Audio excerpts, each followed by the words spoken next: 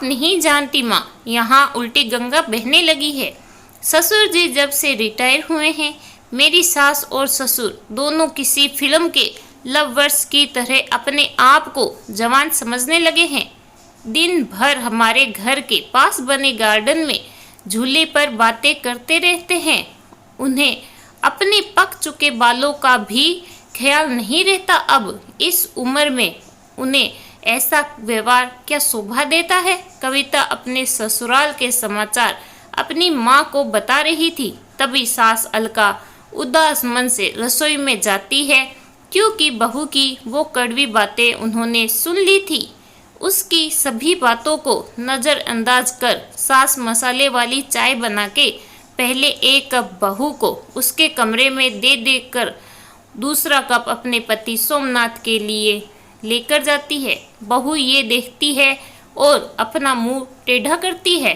सास ने फिर से एक बार उसकी तरफ दुर्लक्ष किया, क्योंकि ससुर के निवृत्त होने के बाद ये उनका रोज का ही नित्य कर्म बन गया था। वह अब किसी की भी परवाह किए बिना रोज अपनी मर्जी के मुताबिक नए नए कपड़े पहनकर गार्डन में अपने पति के साथ बैठकर अपना ज़्यादातर समय बिताती थी। उन्होंने अपनी पूरी जिंदगी अपने बच्चों के लिए काम करके बिता दी थी, इसीलिए अब बची कुची जिंदगी वह दोनों एक साथ समय बिताकर जीना चाहते थे। आनंद निवास बंगले जैसा 2 मंजिले का घर पति पत्नी का ये सपना था और उन्होंने बड़ी मेहनत से इसे पूरा भी किया था। अलका जी ने घर के सामान बड़े प्यार से और उसे गार्डन को बनाया था और वहाँ पर कई फूलों के पौधे और बेल उगाई थी। उनके उगाए चंपा, जसवंती, मोगरा, गुलाब ऐसे दर्जनों फूलों की खुशबू से उनका गार्डन हमेशा महकता रहता था। अलग अलग ऋतु में अलका जी अलग अलग सब्जियां भी अपने उस गार्डन में उगाया करती। रसोई के लिए धनिया, पुदीना और मेथी उन्हें कभी बाहर से खरीद नहीं पड़ी थी। इतने सालों तक काम की भाग दौड़ में सोमनाथ जी कभी इस जगह का आनंद ले नहीं पाए थे, लेकिन अब उनका पूरा खाली समय इसी जगह पर बीतता था। दरअसल एक और छोटा सा घर वहां बना सके, इसीलिए उन्होंने इस जगह खरीदी थी, लेकिन अब वह संभव नहीं था। अलका जी को अपने बनाए उस गार्डन में एक झूला चाहिए था, जो उन्होंने ला कर दिया था, और अब वही झूला उनको एक दूसरे के ज़्यादा से ज़्यादा सुखमय समय बिताने का जरिया बन गया था। उन्होंने अपने घर में सभी ज़रूरतों की चीज़ों की और बाकी ऐशो आराम की चीज़ों की कोई कमी नहीं रखी थी। फिर भी बहू को दोनों का उस झूले पर बैठकर समय बिताना खटकता था। पहले दिन भर उनके साथ रहने वाली सास अब ज़्यादा समय अपने पति को देने लगी थी। अपने सास ससुर को टोंट मारने का एक भी मौका कविता नहीं छोड़ती थी। वह हमेशा अपना दिमाग उनको उस जगह से हटाने के लिए लगाती और एक बार उसने ऐसा करने के लिए एक षड्यंत्र भी रचा। अजय, तुम्हें नहीं लगता हमें एक बड़ी कार लेनी चाहिए? कविता ने अपने पति से कहा। आइडिया तो अच्छा है, लेकिन कार रखने के लिए जगह कहाँ है हमारे पास? एक ही छोटा सा गैरेज है जहाँ सिर्फ एक कार के लिए जगह है। अजय ने चिंता वाले स्वर में कहा। कौन कहता है जगह नहीं है?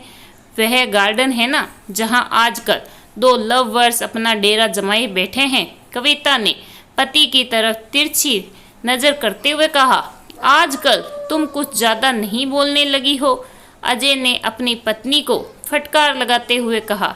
लेकिन सच तो ये था कि उसने भी इस बारे में अपने पिता से बात करने का मन बना लिया था। अगले दिन अजय पिता के पास गया और उसने बोला, पिताजी, मेरा और आपकी बहू का मन है कि एक बड़ी कार ली जाए, पर बेटा हमारे पास पहले से एक गाड़ी है ना, दूसरी गाड़ी लेने के बाद हमें उसे रखेंगे कहाँ? सोमनाथ जी ने कहा। पिताजी, इस गार्डन में एक नया गैरेज बनाने की सोच रहा हूँ। कविता को इस गार्डन की कोई पड़ी नहीं है और माँ भी भला अब कितने दिन तक गार्डन का ख्याल रखेगी, इसीलिए अच्छा होगा कि सभी पेड़ पौधों को तोड़कर यहाँ गैराज बना लिया जाए। अजय ने अपने विचार बताए। दूर खड़ी अलका जी का ये सुनकर जैसे दिल ही बैठ गया। सोमनाथ जी अपना गुस्सा दबाते हुए बोले, मुझे तुम्हारी माँ से पूछना पड़ेगा, मुझे थोड़ा वक्त दो। क्या पिताजी, इसमें क्या मम्मी से पूछना, आप दोनों तो किसी का विचार करते ही नहीं हैं। दिन भर झूले पर बैठे रहते हैं, बिना 4 लोगों के बारे में सोचे। अब कविता घर में है, छोटे बच्चे भी घर में, और आने जाने वाले लोग भी तो आपको कैसे देखते हैं, आप किसी का विचार नहीं करते। अजय थोड़ा चिढ़ते हुए ही बोला। अंदर से कविता की बड़बड़ भी चालू थी। सोमनाथ जी कुछ बोल नहीं पाए। उस दिन बेटे और बहू ने बाहर से अच्छा खाना मंगवाया था, लेकिन अलका और सोमनाथ जी के गले से निवाला उतरा ना, ऐसा हो गया था। उस पूरी रात दोनों ही जागते रहे, लेकिन सुबह सुबह विचार आने से सोमनाथ जी के चेहरे पर मुस्कान आ गई थी। सोमनाथ जी खुद रसोई घर में जाकर चाय बनाकर लाए थे, लेकिन अलका जी इतनी निराश थी, वह आज बगीचे में किसी भी पेड़ पौधे को पानी तक डालने नहीं गई थी। पूरा दिन तो बड़ा ही नॉर्मल तरीके से गुजरा था, लेकिन शाम को अजय की आंख फटी की फटी रह गई थी जब उसने घर के आगे घर भाड़े से देना है का बोर्ड पड़ा था। अजय ने सोमनाथ जी से कहा, पापा, माना कि हमारा घर बड़ा है, लेकिन इसका ये तो मतलब थोड़ी है कि हम उसे भाड़े से दे दें। बेटा, अगले महीने मेरे साथ काम करने वाले शर्मा जी रिटायर हो रहे हैं और वही अब इसी घर में भाड़े से रहेंगे। सोमनाथ जी ने कहा, लेकिन वह रहेंगे कहाँ? अजय ने अपनी शंका भरा सवाल पूछा। घर के उस हिस्से में जहाँ तुम रहते हो, सोमनाथ जी ने कड़क आवाज में कहा। और पापा, हम कहाँ रहेंगे?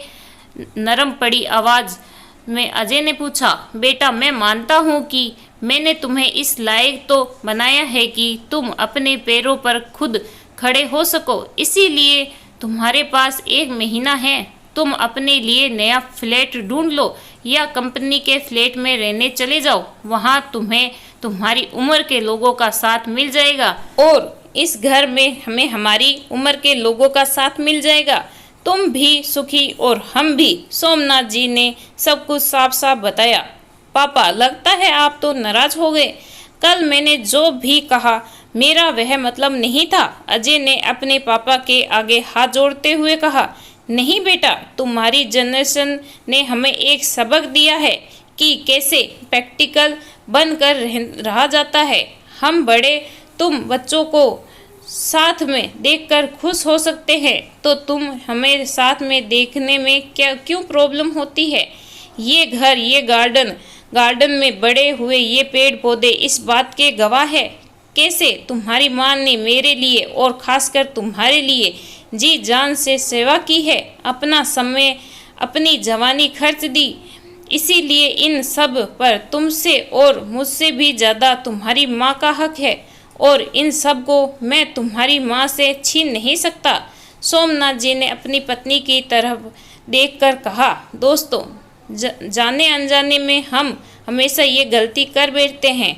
हमें सोचते हैं कि हमारे बड़े बूढ़े हमारे हिसाब से जीवन जिए। ऐसा करवाने के लिए हम उन्हें पर अपने विचार थोपने लगते हैं, लेकिन हमें ये भूल जाते हैं कि उन्होंने हमारे लिए कितना त्याग किया है और जब उन्हें उनके हिसाब की ज़िंदगी जीने का मौका मिलता है तब उनका साथ देने के बजाय हम उनके विरोधी बन जाते हैं।